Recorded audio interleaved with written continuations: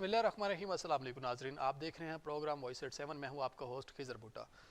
पाकिस्तान का सबसे बड़ा मसला इस टाइम जो है वो इकॉनमी का है, मईशत का है। सियासत तो पाकिस्तान का मसला रही है और सियासत पाकिस्तान का मसला चल ही रही है, लेकिन इसके साथ साथ इस टाइम पाकिस्तान को दरपेश मसाइल में से सबसे बड़ा मसला इकॉनमी का है। पाकिस्तान जो कि हर जमात, हर सियासतदान ये अब इस चीज़ को एडमिट कर रहा है कि वाकई ही पाकिस्तान जो है वो डिफ़ॉल्ट होने के करीब है। और ये चाहे इसमें अपोजिशन की जमात हो, चाहे हुकूमत की जमात हो, ये इस चीज़ को एडमिट कर रही हैं।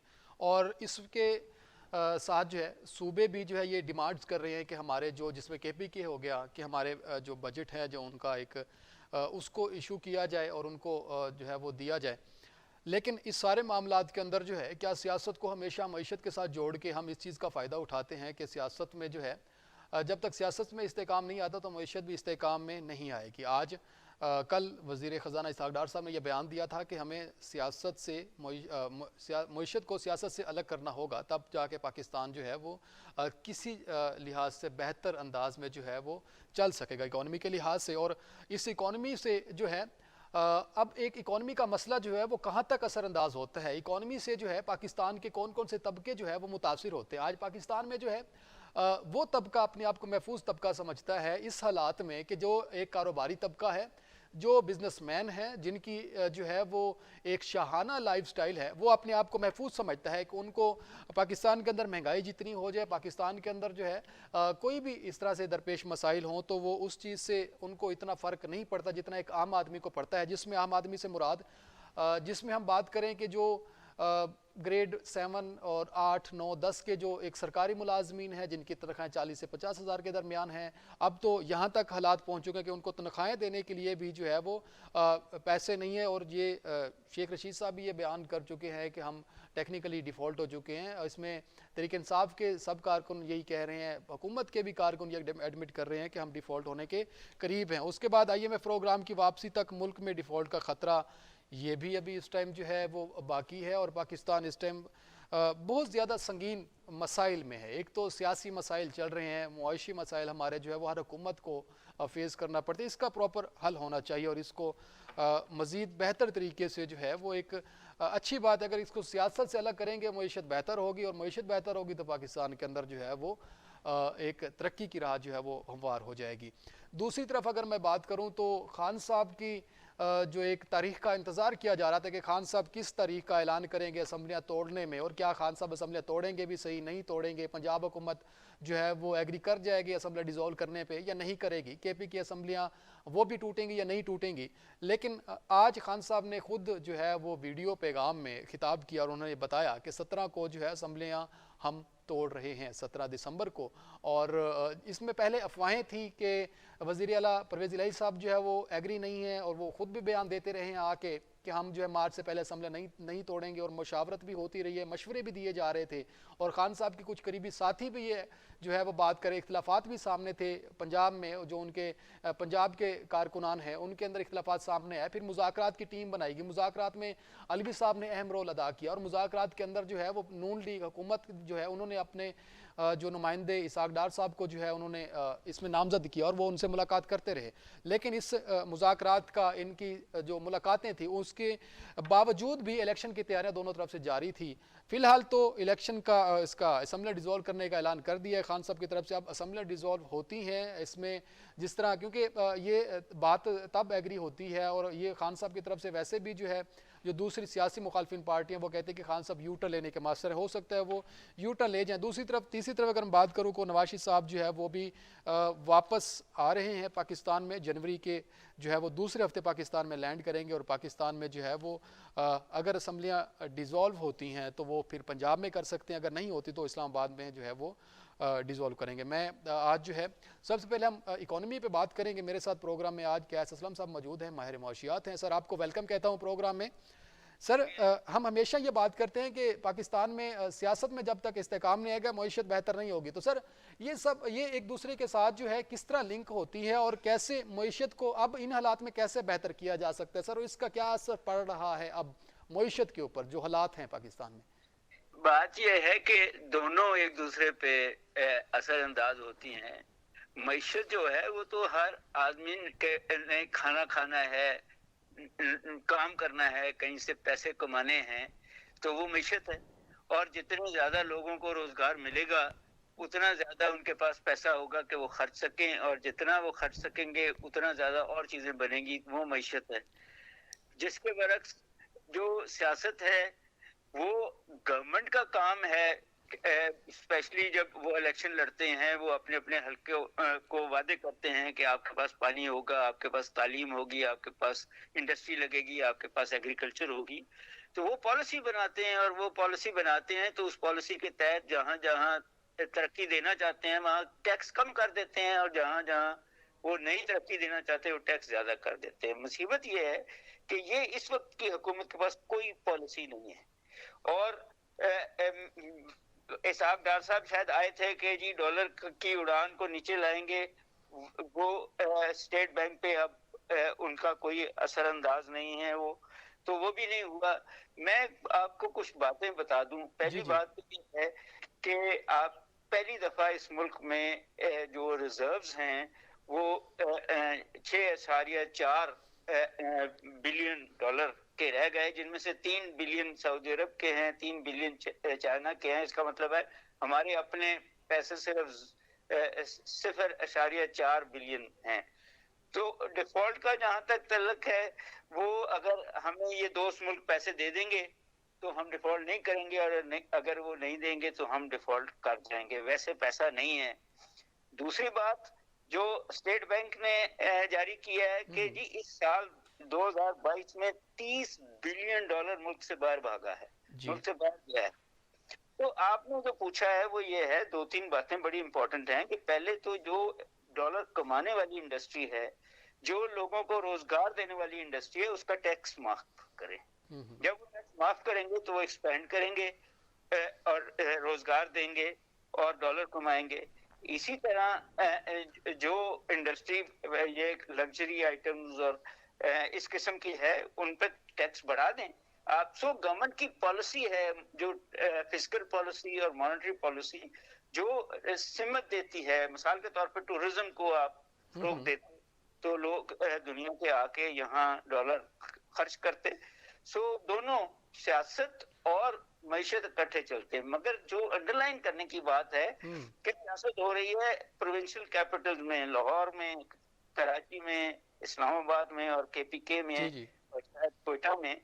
मगर जो इंडस्ट्री लगी हुई है आपकी वो सियालकोट में लगी हुई है, वो फैसलाबाद में लगी हुई है, लाहौर कराची में लगी हुई है, वो मुल्तान में लगी हुई है। तो वहाँ सियासत अंदाज नहीं हो रही। वहाँ जो गवर्नमेंट की पॉलिसीज हैं, नाकाम पॉलिसीज हैं, वो अंदाज हो रही हैं। तो सर मैं सर ये भी जानना चाहूँगा कि अगर जिस तरह असम्बली डिज़ोल्व हो रही हैं तो इसका असर तो फिर डायरेक्टली पड़ेगा, क्योंकि पंजाब में जिस तरह आपने नाम लिए, पंजाब में तो फिर इंडस्ट्रियल हमारा एक बहुत ज़्यादा स्कोप है इंडस्ट्री का, तो फिर ये तो ऑटोमेटिकली है हमारी। आज अगर हम 10 पे हैं, परसेंटेज के ऊपर हैं, तो ये असम्बली डिज़ोल्व होते ही हम 5-6 पे आ जाएंगे। तो सर तो फिर इस चीज़ का ये फैसला भी जो है मईशत को कहीं दूर ले जाके खड़ा कर सकता है सर? बिल्कुल कर सकता है। देखें, एक बात तो ये है कि असेंबलियां अब डिसॉल्व होके अगले 3 माह में, 4 माह में इलेक्शन हो या अगले 8 माह में इलेक्शन तो होने हैं। गवर्नमेंट के पास पैसा होना चाहिए, इलेक्शन कमीशन के पास। इलेक्शन के करीब तो थे, मगर इलेक्शन जब होता है तो दोनों बातें होती हैं कि एक तो पॉलिटिकल पार्टी जब कैंडिडेट्स एक दूसरे से लड़ते हैं इलेक्शन तो पैसा खर्च होता है, तो बैनर्स बनते हैं, तो बहुत सारा रोजगार मिलता है लोगों को। दूसरी तरफ हुकूमत का पैसा खर्च होता है जो पता नहीं उनके पास है भी कि नहीं है। तो ये असल इशू जो है वो तो ये है कि दोनों जो हुकूमती पार्टियां हैं और जो अपोजिशन है, इमरान खान साहब पहले अपनी माशी पॉलिसियां तो दें ना, ताकि दुनिया को पता लगे, IMF को पता लगे, दोस्त ममालिक को पता लगे, हमारे जो वोट देने वाले हैं, मजदूर हैं, कारोबारी लोग हैं, उनको पता लगे कि कौन से लोग उन ऐसी पॉलिसी लाएंगे जिससे इस मुल्क की मईशत बढ़ेगी और कौन से जो हैं वो सिर्फ नारे ही मारते रहेंगे। अच्छा सर ये भी बता दीजिए कि अगर इस टाइम जो हालात है सियासत के, पंजाब में, KPK में, पूरे पाकिस्तान के अंदर जो है वो सियासत में जो है अदम इस्तेकाम है, तो अब फौरी क्या हल हो सकता है कि इसको जो है मईशत को बेहतर अपने पाँव पे खड़ा ना करने लेकिन इसको संभाल लिया जाए? कौन सा हल है कि जो हम इसको जो है वो सडनली इसको काबू कर सकते हैं? क्या बेहतर है कि इसको सियासत से अलग कर दे? और सियासत से अलग कैसे हो सकती है सर ये मईशत, जिस तरह आप भी फरमा रहे हैं कि अलग नहीं चल सकती हैं?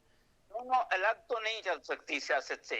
सिर्फ इतना फैसला हो सकता है कि टेक्सटाइल के अलावा ऐसी ऐसी चीजें जो आपको डॉलर ज्यादा कमा सकती हैं, हम इसको डिवर्सिफाई एक्सपोर्ट्स की बात करता हूँ। ये दोनों अपोजिशन और गवर्नमेंट फैसले कर ले कि हमने इन इन सनतों में कोई सियासत नहीं करनी। हमने जो डॉलर बचाते हैं, मिसाल के तौर पे एनर्जी है जी जी। कि हमने ये फैसला करना पड़ेगा कि अब बाहर से आपको तेल नहीं खरीदेंगे, आप अपने ही रिसोर्सेज से बिजली बना लेंगे। जैसा पंजाब गवर्नमेंट शायद किसी जर्मन कंपनी के साथ वेस्ट से बिजली बनाने की कोशिश कर रही है। इसको ये सिंध गवर्नमेंट कर सकती है, हवा से बिजली। सो हमारे हर प्रोविंस में वो मदनियात हैं जो हमें डॉलर बचा सकती हैं। इसी तरह खुर्दनी तेल है जो गवर्नमेंट भी ऑपोजिशन भी हमें कह सकती है कि हम कनोला और ये सनफ्लावर और इस किस्म की चीजें जो हैं हम घर में बनाएंगे, हम बजाय कहीं और से। तो आप इंडस्ट्री या इंडस्ट्रियलिस्ट या एग्रीकल्चरिस्ट को कुछ तो दे सकते सर। हैं। लास्ट क्वेश्चन आपसे करना चाहूँगा सर कि इस टाइम जो है अब आपके पास, आप क्या समझते हैं कि क्या हल है कि मईशत बेहतर हो सकती है? और जो इस टाइम तनख्वाहें नहीं है देने को गवर्नमेंट के पास, तो फिर ये मामला तो ख़राब हो सकता है सर। किस तरह से अब निपटा कैसे जा सकता है? फौरी तौर क्या हल है इसका सर?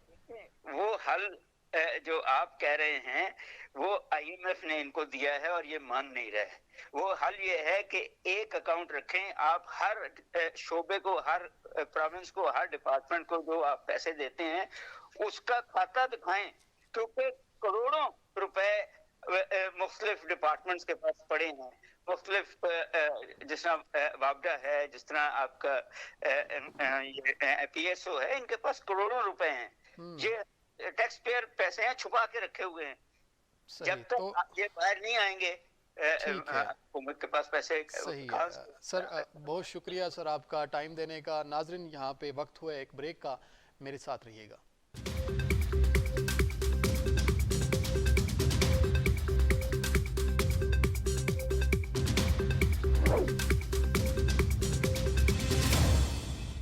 जी वेलकम बैक नाजरीन। ब्रेक के बाद हमें ज्वाइन किया है सीमा अनवार साहबा ने, पाकिस्तान तहरीक इंसाफ से इनका ताल्लुक है। तारिक महमूद बाजवा साहब है, पाकिस्तान पीपल्स पार्टी से इनका ताल्लुक है। गौसिया अकरम साहबा पाकिस्तान मुस्लिम लीग नून की रहनुमा है। आपको मैं प्रोग्राम में खुश आमदीद कहता हूँ, तीनों मेहमानों को। तारिक साहब, पहले सवाल आपसे करना चाहूँगा कि खान साहब ने 17 दिसंबर को असम्बलियाँ तहलील करने का ऐलान कर दिया है और दूसरी तरफ से नवाशी साहब की भी वापसी है। तो अब आपको मतलब कि 100% श्योर हैं कि अब आपको इलेक्शन की ही तैयारी करनी चाहिए, मुज़ाकरात में अभी कुछ कमी बाकी है?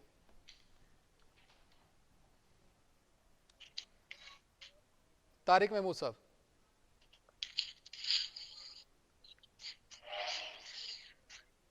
तारिक साहब, आपको आवाज़ आ रही है मेरी?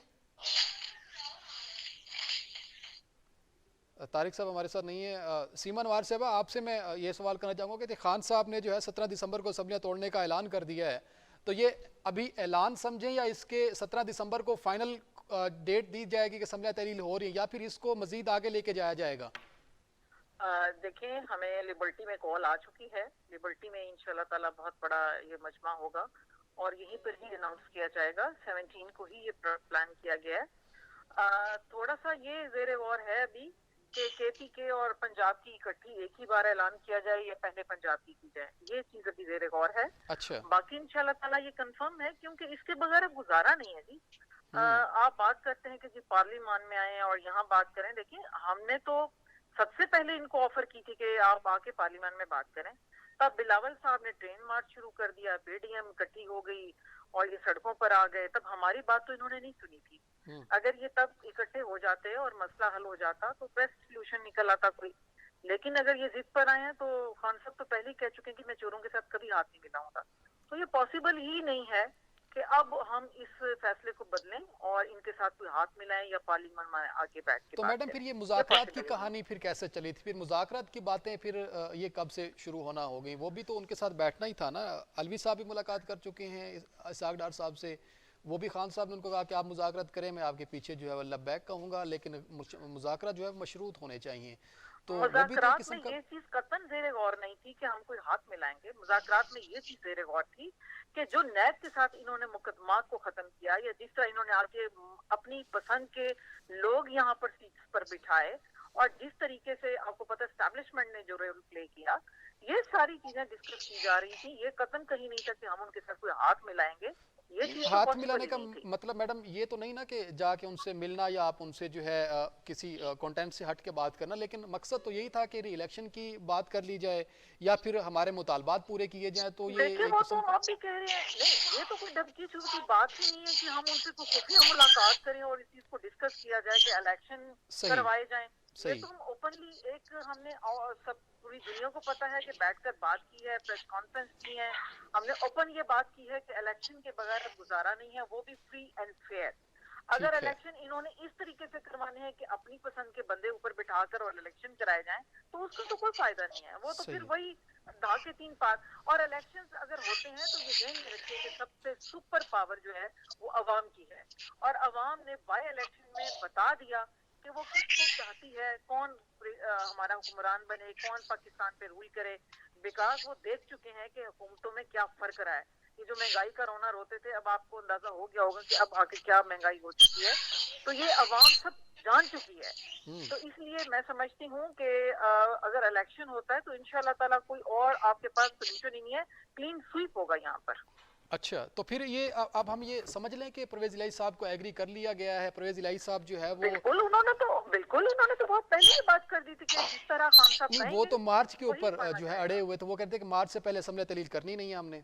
नहीं, कतई नहीं अड़े हुए थे। नहीं, उनका खुद उन्होंने एक बयान आया सजेशन था। जरूर रखी थी। नहीं नहीं, मेरी बात सुनिए, जी जी। उन्होंने एक सजेशन, देखिए ये हर एक को राइट है, जमहूरियत है, हर एक को राइट है कि वो अपनी जो आपकी बात है वो करे।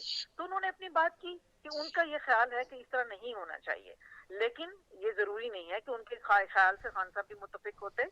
और जब खान साहब ने एक डिसीजन कर लिया तो वो उनको मुतफिक होना पड़ा। तो ये आपके सामने ये परवेज इलाही साहब खान साहब को लबैक कह चुके हैं कि तो जब फिर हम आपका जो ये फैसला होगा हम तो वही फिर करेंगे। मैडम ये परवेज इलाही साहब को फिर अगली दफ़ा वज़ीर आला बना रहे हैं पंजाब का? इस चीज़ के ऊपर एग्री हुए हैं परवेज इलाही देखिए, साहब, या फिर वफाक में या कहीं और एडजस्टमेंट कर रहे हैं उनकी आप? नहीं नहीं नहीं, ये आप अभी बात मैं नहीं कह सकती आपसे।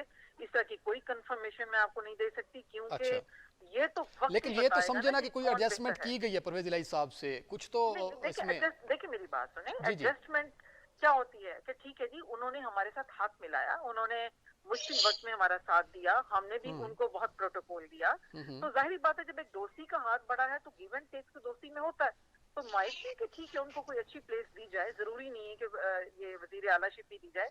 हो सकता है कोई और उनके लिए अच्छा कोई सजेशन खान साहब ने आगे सोचा हुआ उनके लिए। तो सही। ये तो तो मतलब कि चलता है। चलें, आप कंप्लीट ना बताएं, लेकिन कुछ आइडिया दे दें हमें कि परवेज इलाही साहब दोबारा वजीर आला के लिए जो है वो पाकिस्तान तहरीक इंसाफ की जमात उनको एग्री नहीं करेगी, क्योंकि आपके पंजाब के अंदर पहले भी इख्तिलाफात सामने आ चुके हैं असम्बली तहलील करने के हवाले से, मुस्ताफी होने के हवाले से।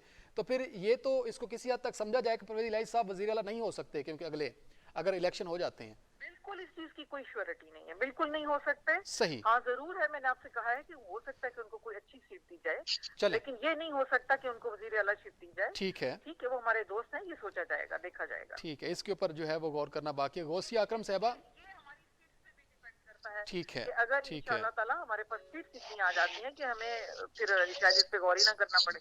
सही है। गौसिया अकरम साहबा, आप इस टाइम जो है अब आपको भी श्योर हो जाना चाहिए 100% के वाकई ही खान साहब जो है अब इस चीज़ के ऊपर आखिर अपना जो उनका लास्ट जो कार्ड था वो खेलने जा रहे हैं। 17 दिसंबर को ऐलान करेंगे लिबर्टी में और असम्बली तहरील हो जाएंगे। अब ये पहले KPK की होती या पंजाब की। तो अब आप जो है वो किस तरह से इलेक्शन कंटेस्ट करेंगे? नवाज शरीफ साहब को वापस कब ला रहे हैं और कैसे सामना करेंगे पाकिस्तान तहरीक इंसाफ की जमात का? अब आप सर इंशाल्लाह ताला हमारे कायद जो हैं वो वापस आएंगे और इन्होंने अपने बहुत से कार्ड पहले भी खेले हैं और उन कार्ड्स में इनको क्या मिला है अवाम भी जान चुकी है और इनको भी पता है कि उन कार्ड्स का क्या बना है। तो चले इनका आखिरी कार्ड भी आप लोग भी देख लें, हम लोग भी देखते हैं कि ये क्या चलते हैं और क्या इसका रिजल्ट सामने आएगा आखिरी इनके कार्ड का। और इंशाल्लाह ताला भरपूर जो है वो इनका मुकाबला होगा, इनको जवाब दिया जाएगा। आपकी तैयारी इलेक्शन के लिए तो आपकी तैयारी मुकम्मल है इलेक्शन की? मुकाबला कैसे करेंगे आप? आपके तो यहाँ पे जो आपके पार्टी के कायदीन हैं वो भी यहाँ पे नहीं है, वो तो लंदन में हैं, और पार्टी की इस टाइम जो है वो कौन कैंपेन इंशाल्लाह ताला चलाएगा? पार्टी के कायदीन भी आएंगे और जो कारकुन हैं और जो बाकी हैं सबकी जो है तरमीम साजी भी हो रही है हमारी इलेक्शन के हवाले से। और काम जो है वो जारी है, वो हमारे कायदीन जो हमें हिदायत देते हैं उस पर अमल हो रहा है। तो अच्छा। इंशाल्लाह ताला हमें तो कोई ऐसी टेंशन नहीं है, परेशानी नहीं है। जो तहरीके इंसाफ वालों को हैं वो तो उनकी रहनी है, इस अच्छा, इलेक्शन के हवाले से भी रहेंगी और बाद में भी रहेंगी। नहीं तो अब आपको। और ये तो बस इनके हाँ हाँ। इल्जाम है कि अपनी मर्जी के जो हैं ये हम लोग लगा देंगे ऊपर इलेक्शन कमीशन के लिए। ये तो शुरू से इलेक्शन कमीशन के ऊपर इल्जाम लगाते हैं, तो अब भी ये लगा रहे हैं और कुछ नहीं है। अपनी मर्जी से इन लोगों की मर्जी से सारा कुछ होता रहा है पहले इनकी हुकूमत में, जो ये कह रहे हैं कि अपनी मर्जी के लोग अच्छा, इलेक्शन ठीक है। कमीशन के उसमें बिठाएंगे और चलें इलेक्शन ये करवाएंगे। चलें जी, ये पाकिस्तान तहरीक इंसाफ की मर्जी से सब कुछ होता रहा, लेकिन अब तो आपकी हुकूमत है, मर्जी अब आपकी ही चलेगी। लेकिन यहाँ पे वक्त हुआ एक ब्रेक का, मेरे साथ रहिएगा।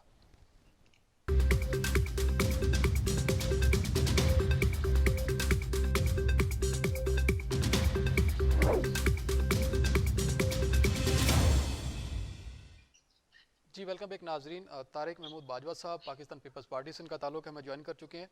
तारिक साहब, खान साहब ने ऐलान कर दिया है 17 दिसंबर को जो है असम्बलियाँ तहरील होंगी, लिबर्टी में ऐलान करेंगे वो। अब क्या स्ट्रेटजी है सर? मुज़ाकरात की बात तो अब दूर रह गई है, अब क्या पीपल्स पार्टी भी जो है वो अपनी इलेक्शन कैंपेन के लिए जो है वो इनके मुज़ाकरात इजलास जो है आपका कोई है इसमें, कोई आप भी हिस्सा ले रहे हैं भरपूर तरीके से, या फिर मिल के जो है वो सामना करेंगे तरीके इंसाफ का? क्या स्ट्रेटजी है अब आपकी? अब आपको तैयार हो जाना चाहिए, खान साहब तो असम्बलियाँ तोड़ने लगे हैं अब। तारिक साहब, आपको आवाज़ आ रही है मेरी?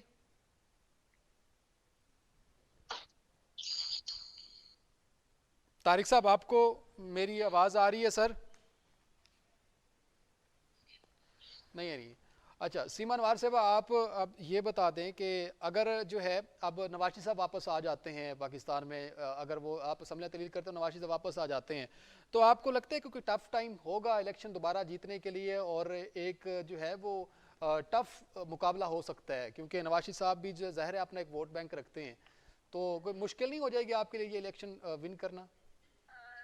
नाउ मैं लंदन से मेरे ख्याल 3 दिन ही हुए मुझे वापस आए हुए, जी जी। और वहाँ एवन फील्ड के आगे इस प्रोटेस्ट में मैं भी शामिल थी, और बिलीव करें वहाँ इतना बड़ा लंदन में क्राउड देखकर मैं हैरान थी कि इतना नवाज शरीफ के खिलाफ नफरत, और गोरे तक उनको चोर चोर कह रहे हैं।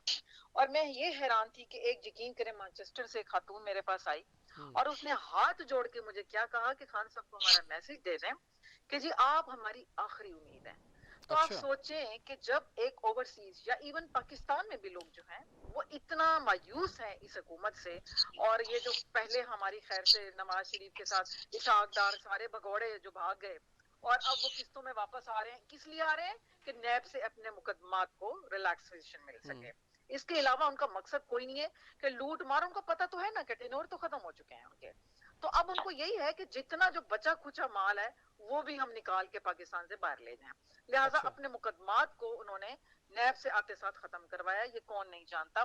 तो फिर नैब मतलब क्या, हमारे इदारों की वैल्यू क्या है? सीमा साहबा, जुडिशरी की क्या वैल्यू है? ये क्लेम कर रहे हैं कि उन जो आपकी तरफ से वो तो पाकिस्तान तहरीक इंसाफ ने जो है वो केसेस बनवाए थे, उसमें तो कोई सच्चाई नहीं थी, तो वो केसेस तो खत्म होने थे। देखें कितनी हैरत की बात है कि ये लोग कितना झूठ बोलते हैं। भाई इतना झूठ तो मेरा ख्याल है कि शायद पीएचडी की हुई है उन्होंने झूठों में। मुझे बताएं कि ये वो मुकदमात हैं जो सबको पता है, जो पीएमएलएन ने पीपल्स पार्टी पे किए थे और पीपल्स पार्टी ने हमारी नू लीग पे किए थे, एक दूसरे के पेट फाड़ रहे थे, जो अब सड़कों पर एक दूसरे के गले मिल रहे हैं। तो ये वो मुकदमात हैं, इनको क्यों नहीं समझ आती कि पब्लिक को शायद जितना बेवकूफ बना लेंगे, पर इतना आसान नहीं है, अवेयरनेस है, सबको पता है। तो ये वो मुकदमात है नैब में जो इस वक्त हैं, जो इनके अपने बनाए हुए एक दूसरे के खिलाफ। जी जी। तो सब झूठ है, ड्रामा है। और अब ये मुकदमात खाली फारिग कराएंगे, हम तो नहीं इलेक्शन करवाएंगे जब तक ये मुकदमात इनके जो है वो वापस नहीं आते नैब में। अब तो हमने यहाँ पे प्रोटेस्ट करना है, तो ये चीज हमारी एक सर फहरिस्त है। हमने इनको यहाँ से पकड़ना है, इंशाल्लाह माफी नहीं है, मैं आपको बताऊं। और सही। दूसरी एक अहम बात भी है जो मैं करना चाहूंगी। जी, जी। देखें, हमारी पीटीआई की, मैं बाज़-औक़ात बहुत चैनल्स पे ये बात करती हूँ कि एक बिल्कुल बहुत बड़ा फॉल्ट है हमारे दरमियान में, या कह लें कि हमारी हुकूमत की सबसे बड़ी फेलियर कहाँ हुआ कि हमने इन लोगों का कड़ा एहतसाब नहीं किया। अच्छा। इदारों ने इसको पकड़ना था, नहीं जुडिशरी मैडम, अभी हमारी वीक। इनके तो सारे मेरे ख्याल में नून लीग के तो सारे जो सीनियर लीडरान थे। पकड़ा है, लेकिन कुछ भी साबित नहीं हो सका ना असल में इन लोगों से। जो इन लोगों ने अच्छा। इल्जामात लगाए हुए थे वो मेरा साबित ख्याल है कि तो कर नहीं सके। सबसे बड़ा मजाक हो कि 4 साल जो है वो अच्छा। ये काम करते रहे हैं, कोई सबूत तो ये ला नहीं सके। अगर अच्छा। साबित नहीं हो सका और हाँ, हाँ। तो जुडिशरी ने आपको सजाएं क्यों दी? हम्म। क्वेश्चन मेरा ये है, आपको तो तो सजाएं मिल सबूत चुकी तो है। लाते, सजाएं खत्म भी तो इसीलिए हुई है ना, क्योंकि सबूत नहीं था ना कोई उनके पास। अगर कोई सबूत होता तो वो फिर सजाएं जो है वो खत्म ना होती, सब बरी ना होते। सीमा अल्हम्दुलिल्लाह साहबा, सब बरी सीमा होती साहबा, हैं। नून लीग वाले तो इस टाइम पीटीएम ये बात कर रही है कि नैब आपके अंडर थी, आपने जो है खुद बैठ के केसेस बनवाए हैं आप लोगों ने। हाँ जी। आप अब जरा नैब में ये सब इनके सच सामने आ रहे हैं ना। आप जर्नलिस्ट हैं, जी, पीटीआई जी। वालों के जरा तहकीक करके जरा मुझे बता दें। आपको मेरा ख्याल है कि हम दोनों से ज्यादा पता होगा कि ये कौन से मुकदमात हैं नैब में जो ये रिलैक्स करवाने के लिए अब हाथ तो पैर मैडम, मार रहे हैं, बल्कि करवा लिए गए मैडम हैं। ठीक है, आपकी बात ठीक है कि जो है फैक्ट्स कुछ और बताते हैं, हकायक कुछ और हैं, लेकिन ये फिर हर जो है जो इनके कारकुनान थे जिनके खिलाफ केसेस थे सब बरी हो रहे हैं, और जो है अब सलमान शहबाज भी मैदान में आ चुके हैं, वो भी बरी हो चुके हैं, उनको अदालत ने जो हाँ है तो वो। इनका दौर है ना, वफाक में बैठे हुए हैं, ये तो खेल रहे हैं आपस में जो इनका दिल चाहता है। लेकिन चोर जो चोर जिसका सुनाने भी के हो, लिए अगर सबूत हो तो सारे इंसान सामने तो लाते हैं ना। कोई सबूत सामने नहीं आया, किसी के खिलाफ भी नहीं आया। हमारे सारे जो हैं वो बरी हुए हैं, तो अगर सबूत होता तो वो बरी कैसे होते? कोई सबूत तो सामने लेकर आए। सबूत किसी के खिलाफ ही नहीं सही। है। किसी एक जो इतने झूठे ये तो केसेस किए जी, गए, जी, किसी एक जी, के खिलाफ तो राना साहब है, गौसिया उनको अकरम बरी साहबा, किया गया है। हमजा गौसिया शबाश अकरम साहब है। साहबा, जी, जी, एक मिनट देना जरा मुझे गौसिया साहबा, मैं 120 सीमा साहबा अरब से है जरा। जो इन्होंने जी, जी, केपीके का सीमा ब्लॉक साहबा, किया हुआ ये है। भी सीमा साहबा, लेकिन फिर आप लोग सबूत भी तो नहीं इकट्ठे कर सके ना नून मैं लीग के आपको खिलाफ। देखिए मेरी बात सुने, जो चोर होता है वो अपने खिलाफ या अपने फेवर में सबूत इकट्ठे करके बताता है कि मैं चोर नहीं हूँ। हमारा काम नहीं है ये जुडिशरी का काम नहीं, है। जो इल्जाम लगाता है, जो मुकदमात बनाता है, वही सबूत लेके आता है और उसी बेस पे सारे ये जो ये आपका मुकदमात काम हैं, था, बनाए आपकी जाते हुकूमत का हैं। काम था कि सबूत लाते और फिर इनको 4 अंदर सालों में करते। हम क्यों नहीं सबूत लेके आए, हमें ये बता दें। इनको खामोश करवाएं पहले। अच्छा चलें गौसिया साहब, आप जरा एक मिनट, जी सीमा साहब कंप्लीट करें बात, फिर मैं गौसिया साहब से सवाल करता हूँ। देखिए, ये उनका काम होता है कि अपने आप को क्लियर करवाएं, जो ये नहीं करवा सके। जुडिशरी से इनको सजाएं मिल चुकी हैं। अब इनका हाल ये है कि 120 अरब इन्होंने केपीके का रोका हुआ है, पंजाब का रोका हुआ है, तनख्वाहें नहीं मिल रही, किस लिए कि केपीके हमारा है। अब जरा बुहस देखिए। दूसरे नंबर पे जब हमने तो ये तो फिर मईशत- पाकिस्तान तो ना हुआ, हमने- ये तो फिर हम नहीं, नहीं, पाकिस्तान के अंदर बॉर्डर तो बना के आप बैठ गए हैं। मैं आपको फैक्ट्स एंड क्लियर बता रही हूँ ना, एक मिनट थोड़ा फैक्ट सुन नहीं रहे हैं आप। जी, अब जब हमने ये हुकूमत छोड़ी थी तो हमारी हुकूमत छोड़ने से 4 माह पहले 23% तरक्की कर चुकी थी। 23% पे मईशत थी, जो आज 0% पे है। मैं चैलेंज कर रही हूँ कि इस बात को कोई चैलेंज करे, आज 0% पे है। नहीं, तो ये जीरो। क्या इनको नजर नहीं आता कि पाकिस्तान किधर जा रहा है? हमारा मुल्क डिफॉल्ट के करीब है, टेक्निकली डिफॉल्ट कर चुके हैं हम। इससे ज्यादा जुल्म ये पाकिस्तान के साथ क्या करेंगे ठीक और है। कितना खिलवाड़ करेंगे? सीमा साहब आपका पॉइंट आ गया है। गौसिया साहब आप ही बता दें कि ये तो एक वैलिड पॉइंट है कि केपीके का बजट भी रोक के बैठे हुए हैं, पंजाब का भी रोक के बैठे हुए हैं, और आपकी हुकूमत को भी 8 महीने हो गए, कोई हमें उस तरह से रिजल्ट नजर नहीं आया जिस तरह से हुकूमत गिराते टाइम नजर आया था, जिस तरह से अदम एतमाद लाते टाइम नजर आया था। तो मुल्क के हालात तो सबके सामने है, तो फिर बेहतर है कि हम दोबारा इसको मजीद भुगतने से बेहतर है कि इलेक्शन की तरफ चले जाएं, वो बेहतर है, सबके लिए बेहतर है, इलेक्शन करवा दें फिर। सर, जो 4 सालों में इन लोगों ने मुल्क को तबाही की तरफ धकेला है, वो आप क्या समझते हैं कि बस चंद महीनों में सब बेहतर हो जाएगा? ये भी तो देखा जाए ना। और उसके बाद ये जो कह रही हैं कि हम लोग क्यों सबूत देते? इन लोगों ने ये केस किए हुए थे, ये लोग सबूत लेकर आते और अदालतें और जज जो है वो बरी कर रहे हैं। तो समझ नहीं आती है कि ये क्यों नहीं मानते हैं इस चीज को कि सब झूठे इल्जामात थे जो इन्होंने लगाए थे और झूठे मुकदमे बनाए थे, जिनमें अब हमारे जो है लीडर और कायदीन जो है वो बरी चलें हो चुके चलें, हैं। मैं लास्ट क्वेश्चन आपसे करूंगा, लास्ट क्वेश्चन करूंगा कि कितने परसेंटेज चांसेस हैं आपके, कितने परसेंट चांसेस है पंजाब में जीतने के? जरा परसेंटेज बता दीजिएगा आप अपनी पार्टी की। इंशाल्लाह ताला 100%। अच्छा, इंशाल्लाह ताला तो मतलब क्लीन स्वीप करने लगे पंजाब में आप? जी इंशाल्लाह। चलें सीमा साहब, आप जरा जवाब दे दें, कितने % चांसेस है पाकिस्तान तहरीक इंसाफ के? जरा आप 100% तो जाहिर है नहीं होंगे। मेरी बात सुने, मैं तो बड़ी क्लियर एक बात करती हूँ कि आपका बाय इलेक्शन आपके सामने है, अभी जो हुआ है, ठीक है, हर सीट पर कौन जीता। सही मैडम, आप प्रोग्राम पब्लिक का में आते क्यों टाइम नहीं है? खत्म हो आप रहा है, मुझे इलेक्शन जरा की तरफ तो आ काइंडली ही नहीं रहे, आप जी इलेक्शन वाइंड से अप। भाग रहे हैं। ठीक है, कितने % है चांस सर मैडम? हम इंशाल्लाह क्लीन स्वीप करेंगे। अच्छा, आपने तो फिर बाय मतलब इलेक्शन कि की सीटों बचेगा तो दे कुछ नहीं, दिया। आप भी क्लीन स्वीप करेंगे, नून लीग भी क्लीन स्वीप कर रही है, तो फिर बचा क्या पीछे? ये तो मामला कुछ ज्यादा ही जो है वो क्लीन स्वीपिंग पे चला गया। बहुत शुक्रिया सीमा साहब, आपका बहुत शुक्रिया प्रोग्राम में टाइम देने के लिए। गौसिया अकरम साहब, आपका बहुत शुक्रिया प्रोग्राम में टाइम देने के लिए। नाजरीन, प्रोग्राम का टाइम खत्म होता है, मिलते हैं अगले प्रोग्राम में, तब तक के लिए अल्लाह हाफिज़।